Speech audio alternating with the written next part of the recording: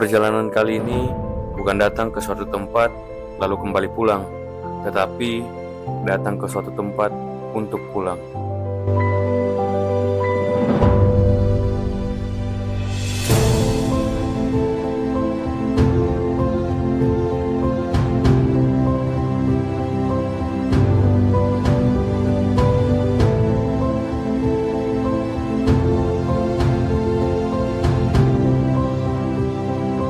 Perjalanan saya kali ini dimulai dari Makassar menuju Ambon dengan menaiki kapal milik Pelni, yakni KM Gunung Dempo.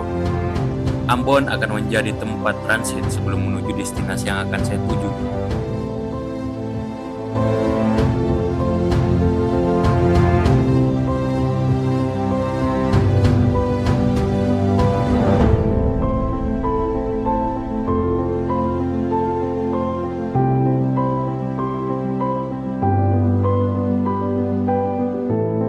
Kapal perlahan mulai melaju meninggalkan Makassar. Perjalanan dari Makassar menuju kota Ambon akan memakan waktu sekitar 2 hari untuk bisa sampai dengan menggunakan kapal. Berbeda lagi jika menggunakan pesawat, dengan waktu tempuh yang cepat, tapi merogoh kocek yang lumayan besar.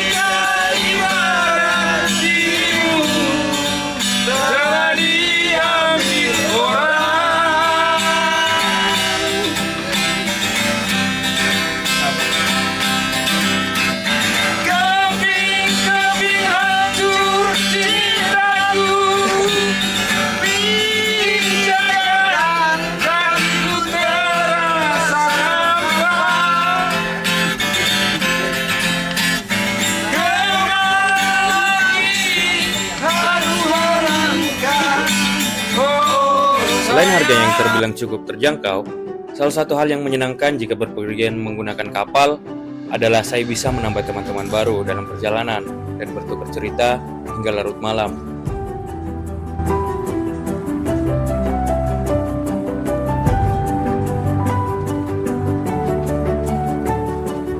Tak terasa 2 hari berlalu.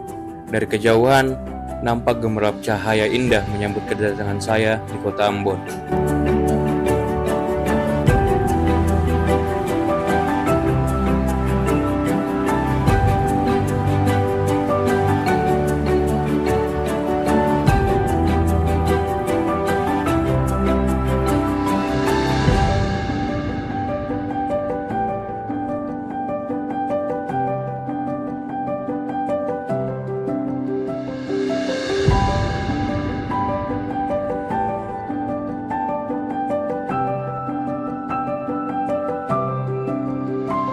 Ambon yang dikenal dengan sebutan Ambon Manise adalah ibu kota dan kota terbesar dari Provinsi Maluku. Sejak zaman VOC dan Belanda, kota ini berkembang cepat sebagai pusat perdagangan rempah dan menjadi salah satu kota penting di Nusantara.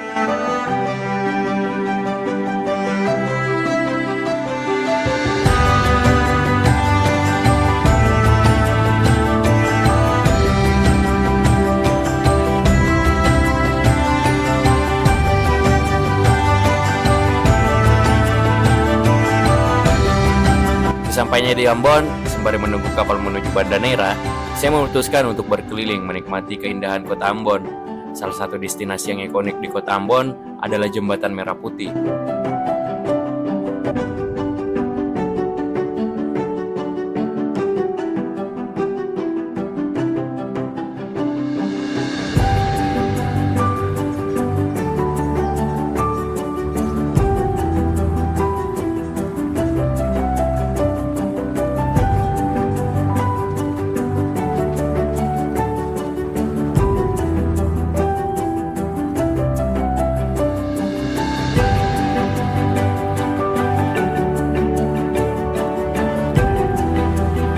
Jembatan Merah Putih adalah jembatan kabel pancang yang terletak di Kota Ambon, Provinsi Maluku, Indonesia.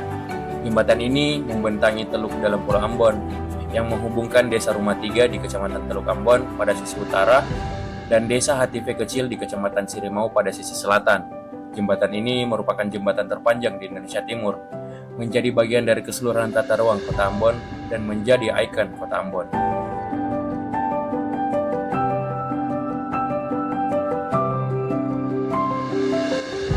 Selepas dari Jembatan Merah Putih, saya melanjutkan perjalanan saya menuju Pulau Seram, tepatnya menuju Desa Saleman untuk bermalam di sana dan menikmati keindahan alam yang ada di Desa Saleman.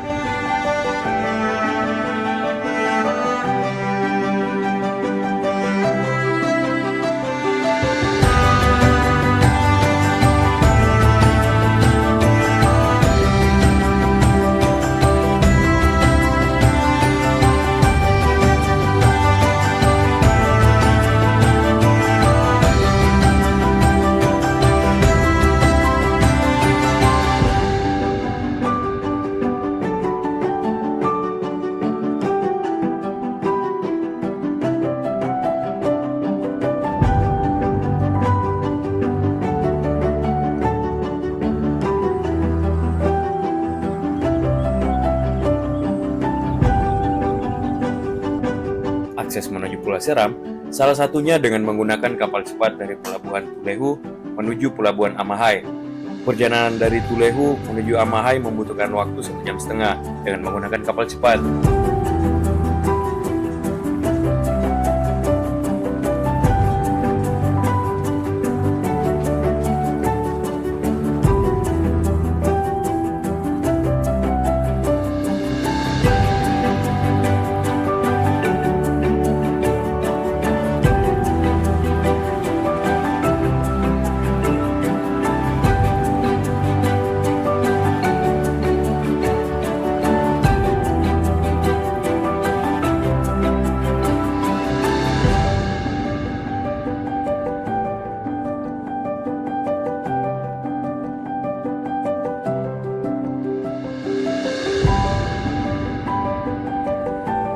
Sesampainya di Pelabuhan Amahai, saya melanjutkan perjalanan darat dari Amahai menuju Desa Saleman yang membutuhkan waktu 3 jam perjalanan.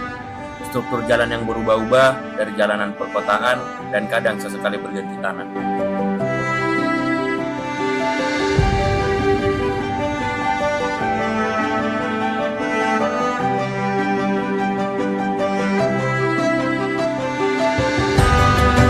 Setelah sampai di Saleman, saya disambut dengan keindahan alam. Terlebih dengan airnya yang jernih, membuat saya tidak sabar untuk langsung berenang dan menikmati airnya.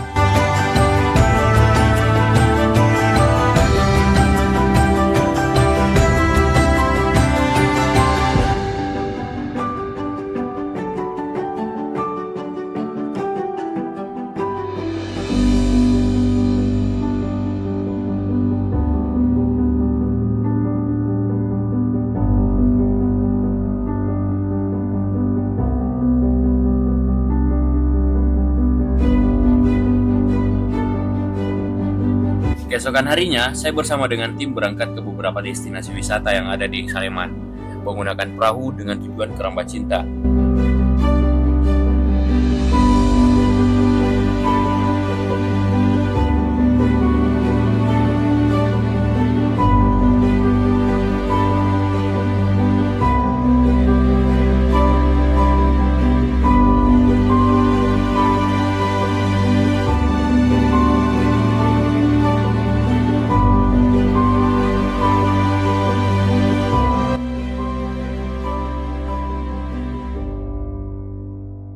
Sesampainya, kami disambut oleh pemiliknya dan langsung disuguhkan kopi sembari bercerita tentang Keramba Cinta.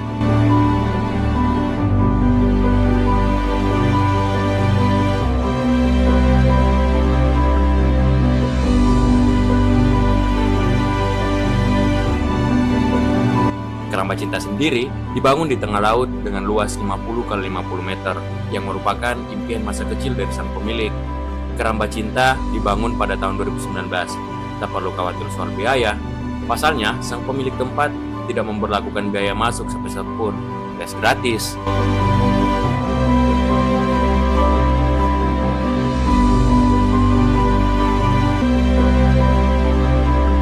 Setelah menikmati keindahan Keramba Cinta, saya melanjutkan perjalanan menuju destinasi selanjutnya, yaitu Pantai Tebing Batu. Gugusan tebing batu yang indah yang terlihat dari kejauhan membuat kami semua terpukau.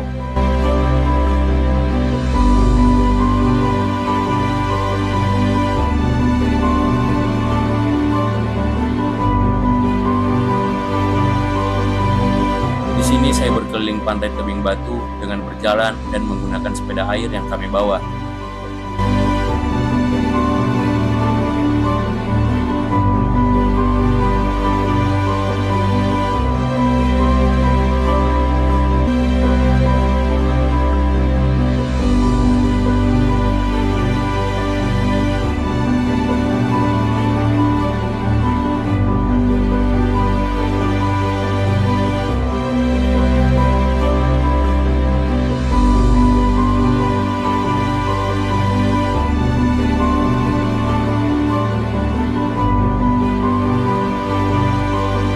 Setelah puas menikmati keindahan Pantai Tebing Batu, saya berpindah ke destinasi terakhir, yakni Mata Air Belanda yang terletak tak jauh dari Pantai Tebing Batu. Belanda. Nah, ini tempat pemandian. Ini noni Belanda itu dulu waktu di sini. Noni Belanda. Mengambil air minum. Terus mandi.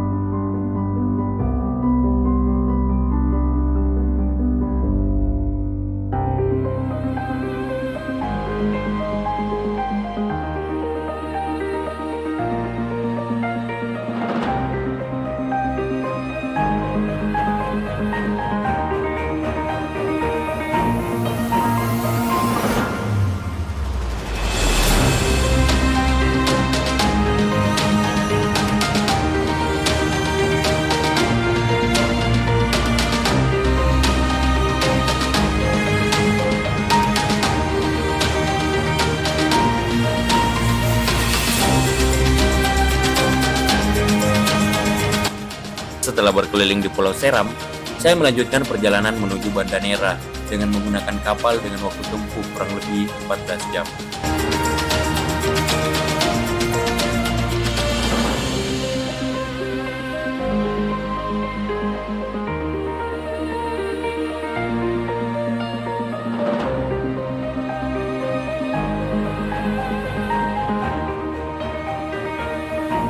Sesampainya di Banda Neira, kami disambut hangat oleh pemilik penginapan dan bercerita tentang indahnya Banda Neira. Ya siapa? Jadi Diana alam berpikir kita kan berlibur ke Banda Neira. Nah, cuman kami mulai surut pas tahun 99 sampai 2000-an. Waktu Ambon berlibur ke Banda Neira. Nah, waktu itu akhirnya bikin sangat selamat. Itu mulai turun, sekarang mulai turun.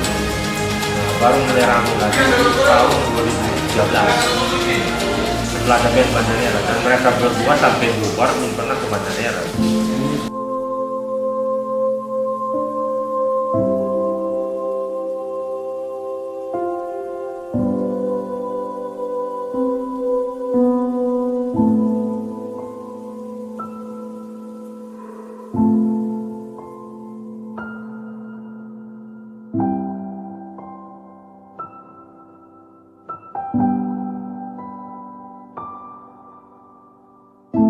Tak ingin membuang-buang waktu, saya berkeliling di Pulau Banda Besar menuju salah satu spot ikonik, yaitu Benteng Holland atau yang sering disebut Pohon Sejuta Umat.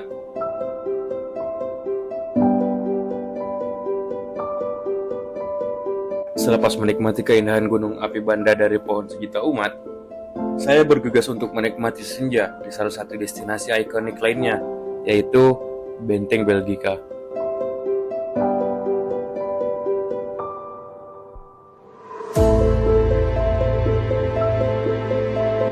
Dan hingga saat ini, meski terkesan usang, Benteng Belgika masih berdiri kokoh dengan pesona dan aura yang megah yang tak pernah luntur. Ratusan tahun berselang, tepatnya tahun 2015, Benteng Belgika telah resmi terdaftar sebagai salah satu cagar budaya yang menjadi bagian dari jejak-jejak perdagangan rempah dunia masa lampau. Kini, Benteng Belgika menjadi salah satu destinasi pariwisata di Banda Neira yang populer. dan memikat wisatawan lokal maupun asing. Benteng Belgika sendiri pada awalnya adalah sebuah benteng yang dibangun oleh bangsa Portugis pada abad 16 Pulau Naira, Maluku. Benteng ini dibangun dengan tujuan menghadapi perlawanan masyarakat Banda yang menentang monopoli perdagangan pala oleh VOC.